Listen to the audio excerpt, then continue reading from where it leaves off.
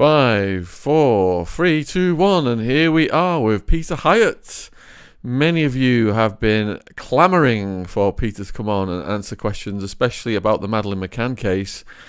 We put out a notification yesterday. We've had hundreds of questions have come in.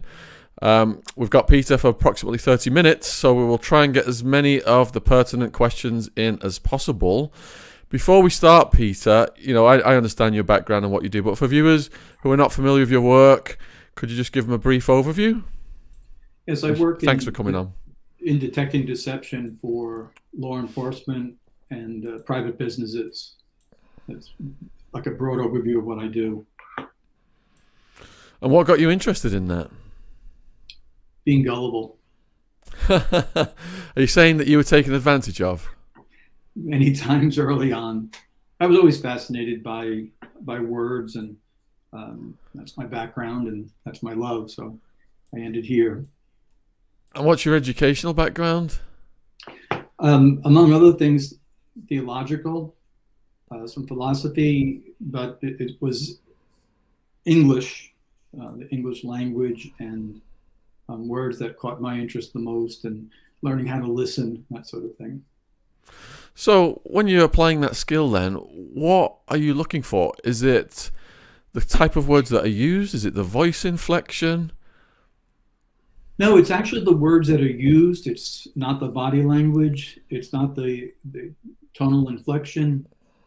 It's the words that are chosen. And sometimes it's a little bit tricky for people when they first hear it, but the premise is that I believe what someone's telling me. And even if they're deceptive, which is generally by withholding information, what they do say is often true and can help investigators. And so I do the trainings for example, for law enforcement and but also for business. And law enforcement are the most easy trainings because they don't wrestle with human nature. They understand human nature.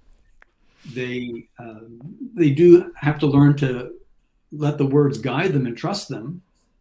But I think they do a really good job in what we call a psychological linguistic profile of someone, where they get to know someone's personality, oftentimes very quickly, just from the constant exposure in law enforcement. They see people, here we have our emergency line number, and just one after another, they're put on these high, what we call hormonal consequence calls, where someone is really revved up, they're very afraid, they're very angry, whatever it may be.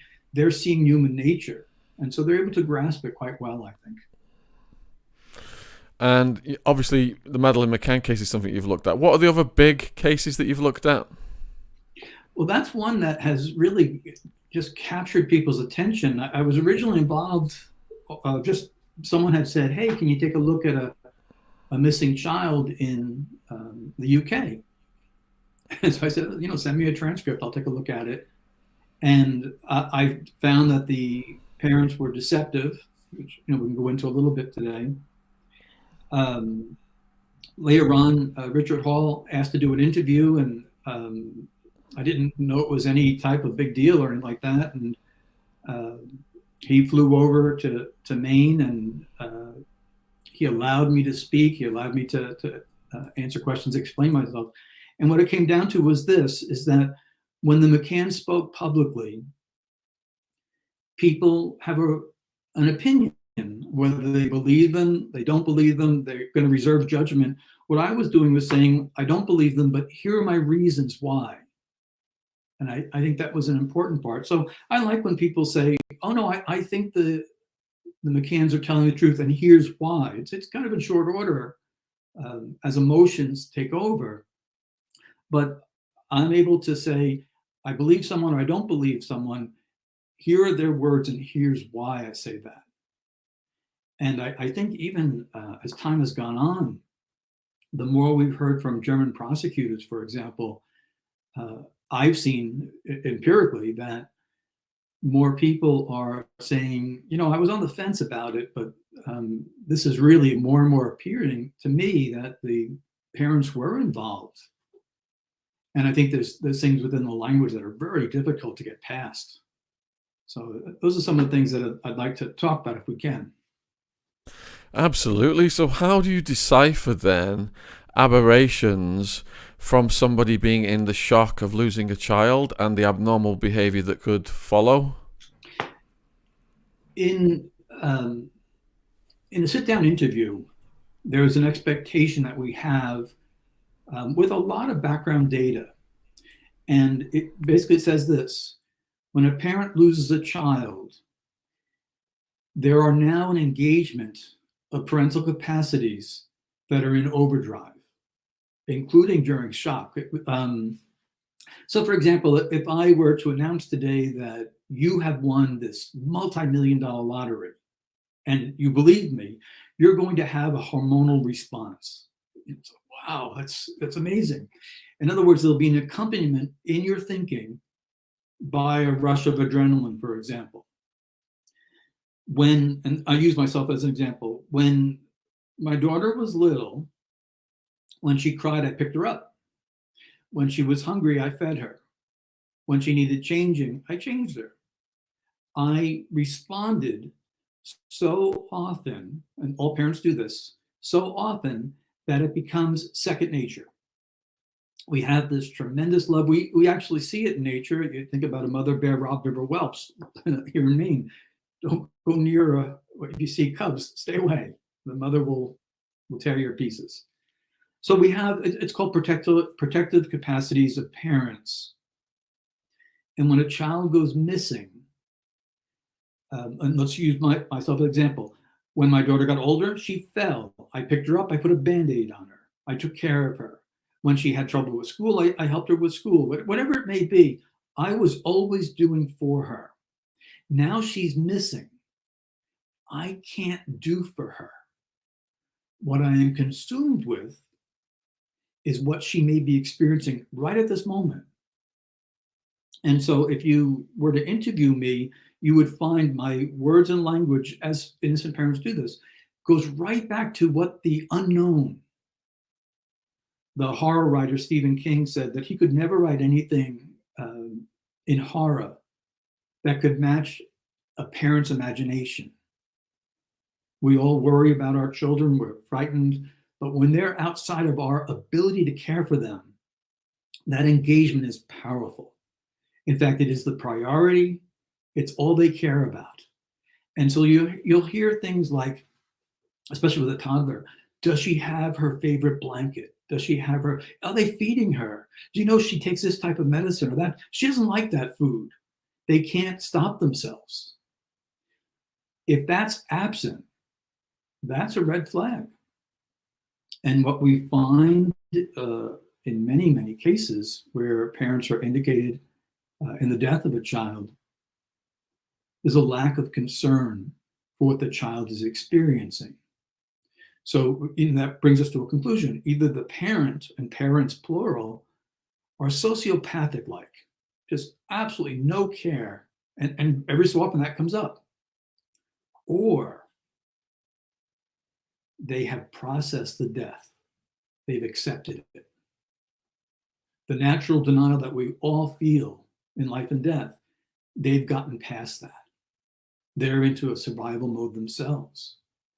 And so as I listened to the interview, and not so much listening, but going through the transcript very carefully, what I found missing from them was a priority of concern for what Madeleine was going through. There was no linguistic commitment to a kidnapping, when realistically, according to what they were presenting, it should have been front and center. This person took there was no calling out to her. And that's something that we look at and say, man, that's not natural. They were concerned about their image, very much so. Their priority was self, which goes against all instincts. I don't think they're sociopaths. And I'll get to that in a little bit, but the need to reach out, to care for, and then to have that need taken or robbed or stymied is a powerful element within the language, including trauma. mothers of missing children stay up at night thinking at every last moment of their time together, and they constantly call detectives to say, hey, I just thought of this, I just thought of that. Even after the child is found deceased, the parents are still in denial. And this was all missing from the McCann case. And so, it became kind of a very popular case. And then it started to die out a bit, but the McCanns kept it going. And I have some very strong opinions on the case, but I have a reason for those things. Over the years, as the case just grew, and at times I believe that the McCanns, with their fundraising and everything else, were doing nothing more than aggravating the public.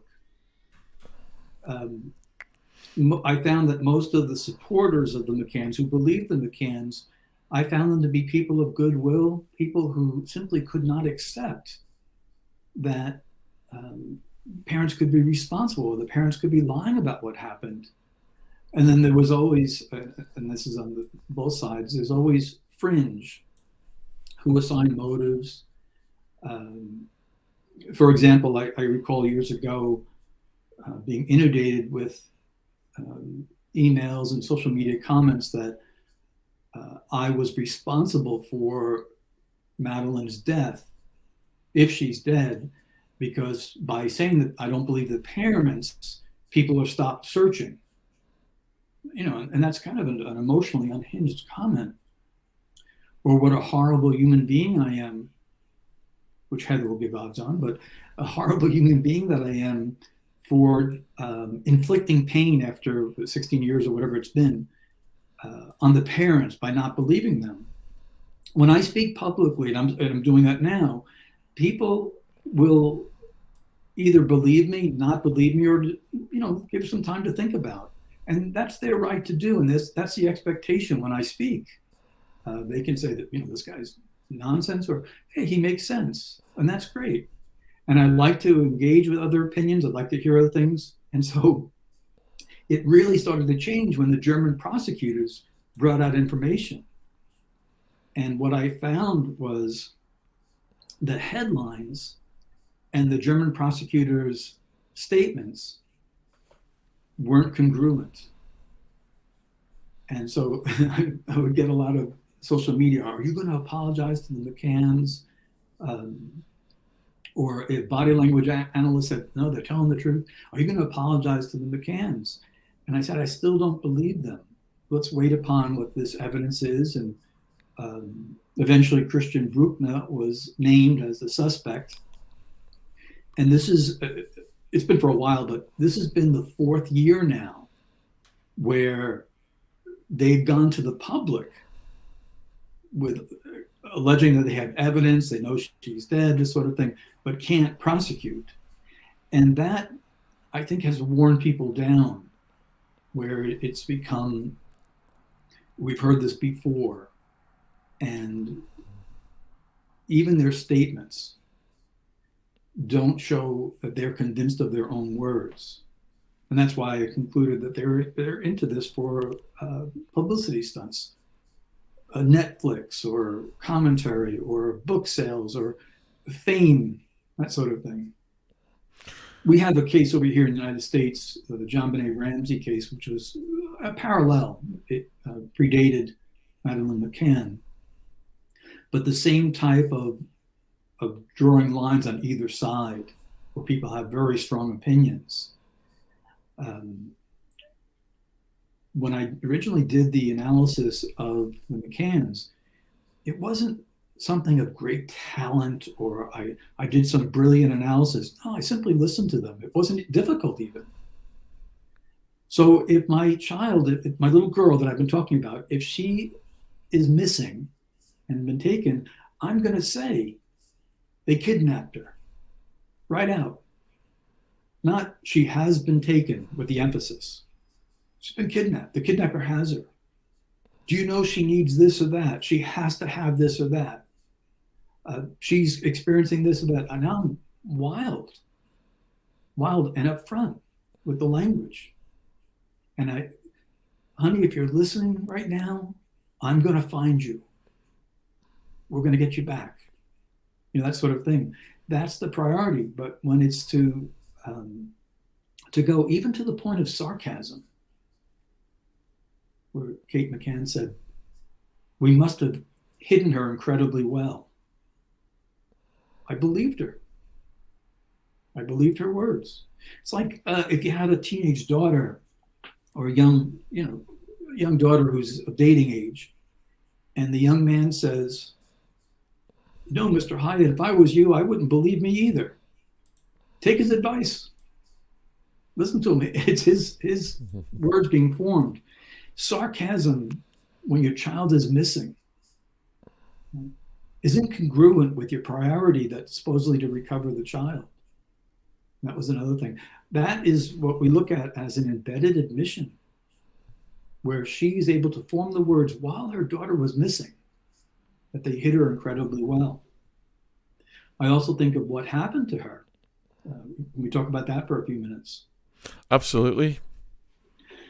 People are often surprised to learn that healthcare professionals may have issues with substance abuse. And it really shouldn't surprise us. Doctors, for example, see sick people all the time. All the time. That's somewhat depressing. And the rates of substance abuse surprise people there. A medical professional reminded me recently that can be even higher with anesthesiologists. So I was thinking about that. And he had said the access they have to different drugs and that sort of thing. And I was thinking about a case I had many years ago investigating child abuse against a doctor. And the doctor, a pediatrician, was drugging children. And it's like a shock to the senses that a pediatrician would be doing that. And my task was to interview him. And he spoke very plainly. He didn't deny it. He had acknowledged it, that he had been, he called it his cough syrup. In the cough syrup, he had added in codeine, a narcotic, to make the children sleep. And he said, Peter, I do this with children of whom the parents are abusive, or the mother's boyfriend are abusive. And the child doesn't sleep, and that's a whole other world of trouble. He said, so if they give them this cough syrup, the child sleeps and doesn't get abused. And we can agree or disagree with his logic, but he had a reason for doing what he was doing. And he had to give up his license to practice medicine because of it. I've interviewed countless number of parents who have done similar things with, right now it's very popular with melatonin, but cough syrup with antihistamines, which makes children sleepy. This doctor had said that you have a burden of proof necessary to remove a child from an abuser's care. And that's good because it protects all of us. But I make the reports, I do the due diligence. I know that if this child gets up in the middle of the night, mom's boyfriend is going to go off on him. And so that's what he was doing. So it's not terribly shocking. I was used to it, of course. So when Kate was talking about her last moments with Madeleine, she could tell us anything. She could tell us face expressions, her eyes, anything that mother and child would be important to her. Whatever she chooses to say is going to be needed to be heard by us. What a person says is important if we're listening. And she went to putting something in Madeleine's mouth. That's where her brain went as she's considering all these things. So I'm listening to someone who not only had an embedded admission, We hit her incredibly well. But in those last moments of recall, talked about something going into the child's mouth. I think most parents would have said, I never should have left her.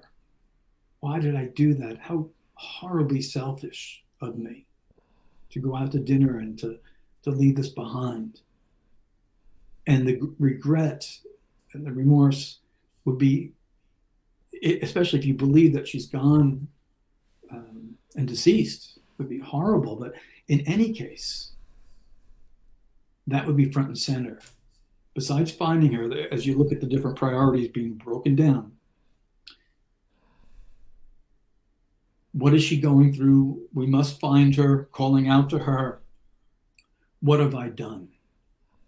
How dare I go and leave 3 children? I don't care how close it was. Parents won't go to a different room without a monitor on, baby monitor on. And they decided to put their needs first. And if you listen to that interview, their needs are first. And it's been that way ever since. It kept it going. So that was one of those kind of easy tells that they processed her death and they're responsible for it. Now, do I believe, I know a lot of people do, but do I believe that this was intentional? No, I don't. It was a homicide by negligence. And perhaps I believe, and this is based on that, some form of chemical restraint. Put her to sleep. It didn't work out or it went too far. I don't know. Yeah, I've got a 2-month-old baby here and I'm absolutely hypervigilant. And you're just constantly thinking about anything that could possibly happen. And, you know, even me and my partner, always one of us is on top of the situation, never letting him out of our sight so nothing can happen. And all kinds of things just constantly go through your head. But we've got a few questions come in then. So Warrior Queen is asking, does Peter think that the McCanns' friends lied about what happened? So I haven't done a lot of work on it, but it wouldn't surprise me. I've looked at a few things and said, that's a weak commitment. When, for example, when the pronoun I goes missing or it jumps to something else, that makes me take notice. Now, I can understand biological parents talking together or friends who are talking together can use we and our and that sort of thing. But ultimately, this is very personal. And this was a very at high risk, based on her age, Madeleine's age, incapable of self-protection, incapable of self-surviving, which puts it in different categories. So I'm suspicious of that. Question from FS. Can you please ask Peter, what are the indicators, if any, that Maddie died in that apartment, and what are the indicators for accidental versus intentional death? Also, is there anything that says the parents concealed the body? Okay, 3 things to look at. The first one was that they did not show the care for Maddie while she was missing as their priority in language. It wasn't a priority. That tells me the parents are either sociopathic, which I don't think so, or they have processed the death. Now, what would hasten that process? What would make it go faster? Having to survive the twins taken away from them, that would do it. That would be, it's like a sobering up. This consequences sober up human beings. And unless, of course, they're in a realm of self-loathing and wanting to destroy their own lives. But generally, when you're facing a consequence, we didn't do this on purpose. They're going to take away our other 2. And then we won't even be able to provide for them because we'll lose our jobs. So they quickly embrace the role of victims instead of Madeleine being the victim. The second question had to do with the possibility of drugging. That's speculation on my part based on that one part of language where she went to ingestation of something. And the fact that she's an anesthesiologist, which is outside the language. The third question about in the interview that I had analyzed, when she offered a sarcastic response, we must have hidden her incredibly well.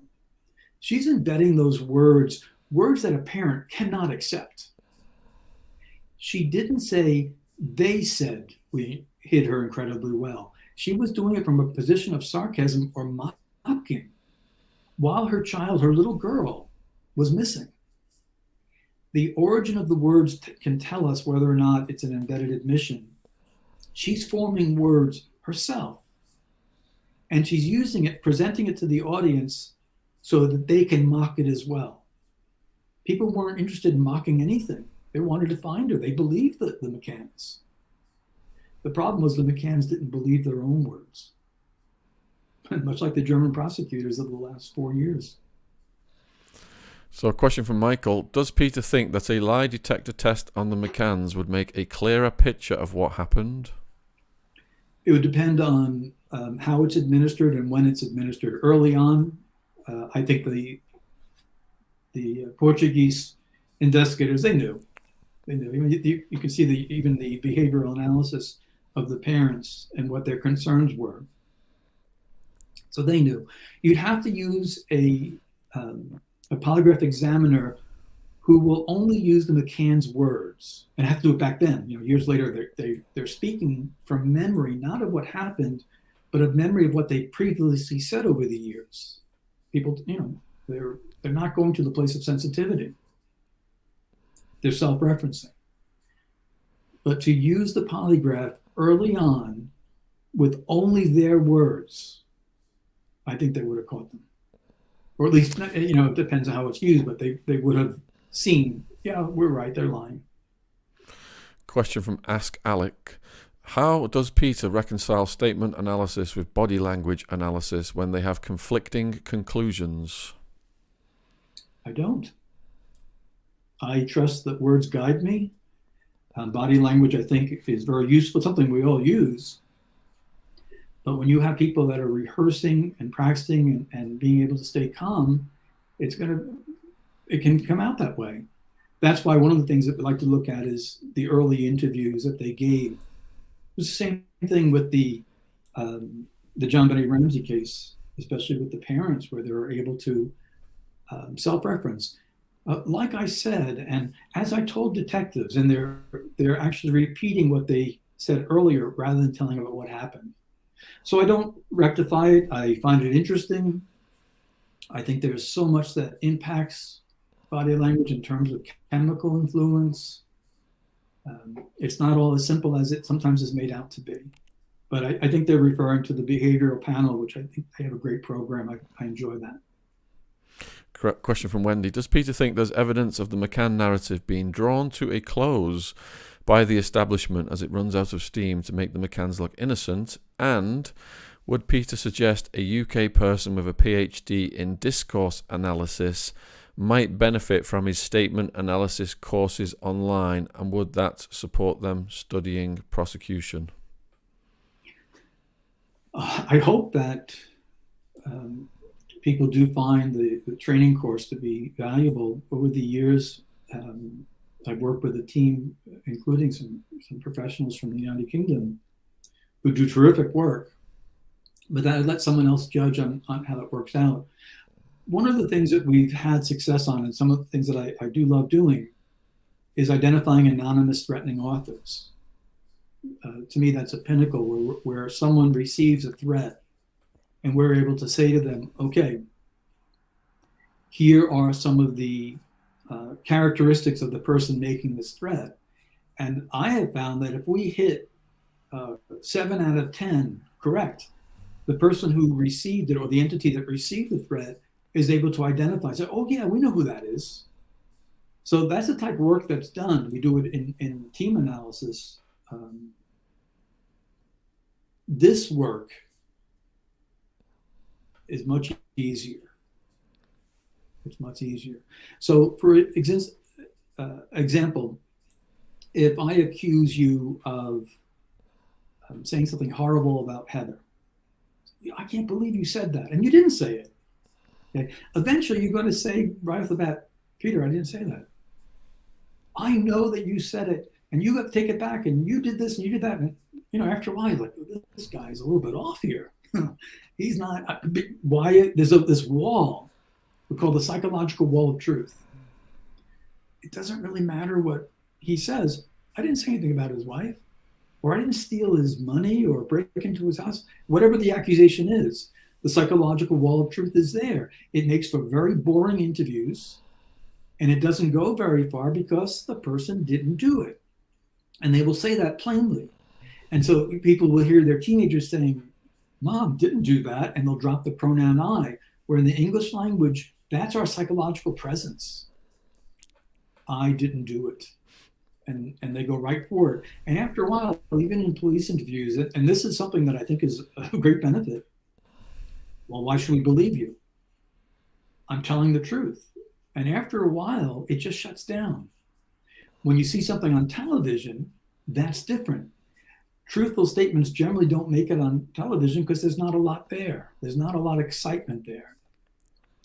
This fella, the supposed friend of Christian Bruckner, and I apologize if I'm mispronouncing Helge Busching, he can't talk about it.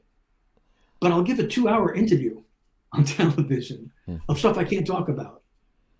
And that caricature of journalism is what I think we've seen from the German prosecutors. Did you find evidence or did you not? And if you found evidence, why are you bringing this out in little bits and pieces over the last 4 years to media instead of bringing it to trial? We have proof that she's dead. Okay, bring it to trial. Now, an objection to that is, don't prosecutors use media at times to bring out more information from the suspect? And yeah, I think that's a good objection. So what we do is we look at each of their announcements, and you see how weak the language is that they use. It would be similar to me saying, I sort of think that maybe, and that gets translated to headlines as Hyatt says, definitively we have this proof or that proof. And so as they would make these assertions publicly, 2020, 21, 22, into this year, especially over the last 4 years, they've not backed up anything, not with the evidence, with their own words. So the headline will say German prosecutors and something very strong. In fact, Madeleine McCann, new evidence linked to suspect found, prosecutor says. And he'll say, well, I don't want to deny that. That's not saying we found evidence. We're going to present the evidence at court. I can't reveal the evidence now, but we're going to present it. Great. We want to hear that. So we go back and forth with that.